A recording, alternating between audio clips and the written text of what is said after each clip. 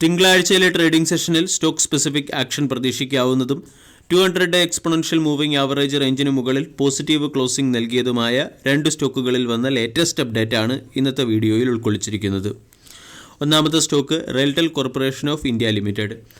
വെള്ളിയാഴ്ച റെയിൽടെൽ കോർപ്പറേഷൻ 4.5% ഉയർന്ന് 436 രൂപയ്ക്ക് അടുത്ത് ക്ലോസിംഗ് നൽകി.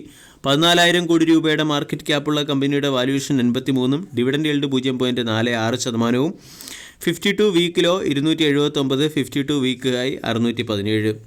6 മാസം കൊണ്ട് 13% റിട്ടേൺ നൽകിയ റെയിൽടെൽ 2024 അല്ലെങ്കിൽ ഇയർ ടിൽ ഡേറ്റിൽ 24% റിട്ടേണാണ് നൽകിയത്. തുടർച്ചയായി ലഭിക്കുന്ന ഓർഡറുകളുടെ പിൻബലത്തിൽ സ്റ്റോക്കിൽ ബൈയിങ് മൊമെൻറ്റം കാണുന്നുണ്ട്.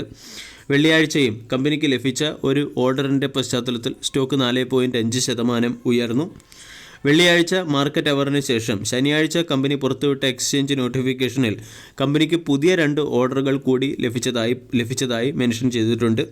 ഇതിൻ്റെ പശ്ചാത്തലത്തിൽ തിങ്കളാഴ്ചയിലെ ട്രേഡിംഗ് സെഷനിലും സ്റ്റോക്കിൽ ഒരു പോസിറ്റീവ് മൊമെൻറ്റം പ്രതീക്ഷിക്കാം.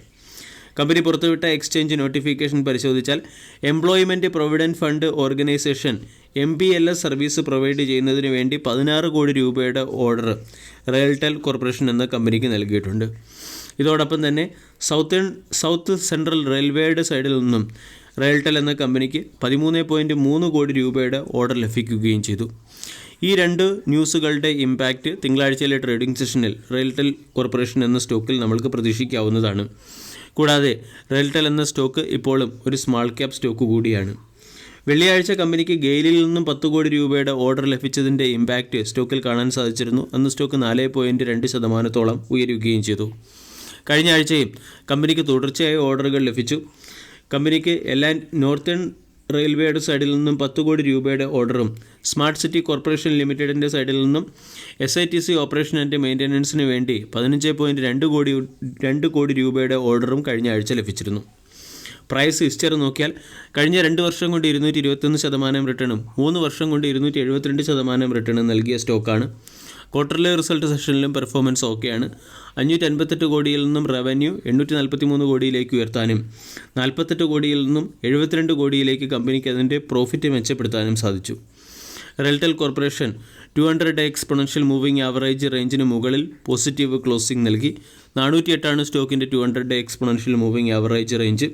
അതായത് സ്റ്റോക്ക് ഇപ്പോഴും സപ്പോർട്ട് പ്രൈസിനടുത്ത് ലഭിക്കുന്നു എന്നുള്ളതും ഒരു അട്രാക്റ്റീവായിട്ടുള്ള ഫാക്റ്റാണ്. സ്റ്റോക്കിനെ സംബന്ധിച്ചിടത്തോളം 480 ഇമ്മീഡിയറ്റ് റെസിസ്റ്റൻസായി പ്രവർത്തിക്കും.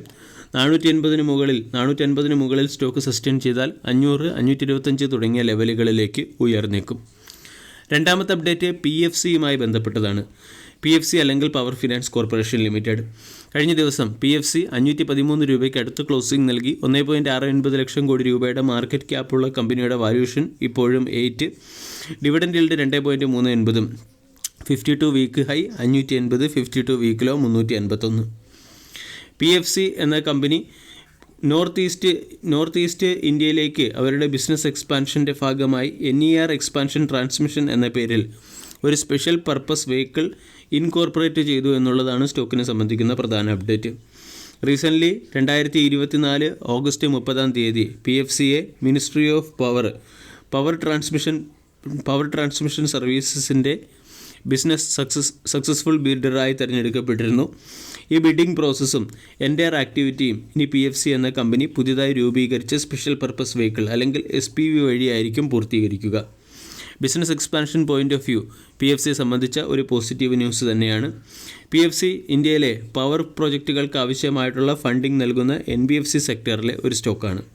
ക്വാർട്ടർലി റിസൾട്ട് സെഷനിൽ കമ്പനിയുടെ നെറ്റ് പ്രോഫിറ്റ് 8.85% വർദ്ധിച്ച് 7,214, റവന്യൂ 14.9% വർദ്ധിച്ച് 25,721 കോടിയുമായി രേഖപ്പെടുത്തി. PFCയെ സംബന്ധിച്ചിടത്തോളം വീക്കിലി ക്യാൻഡിൽ പാറ്റേൺ നമ്മൾ പരിശോധിച്ചാൽ റൗണ്ടിംഗ് ബോട്ടം രീതിയിലുള്ള ഒരു അട്രാക്റ്റീവ് ക്യാൻഡിൽ പാറ്റേൺ ഫോർമേഷൻ കാണാൻ സാധിക്കും.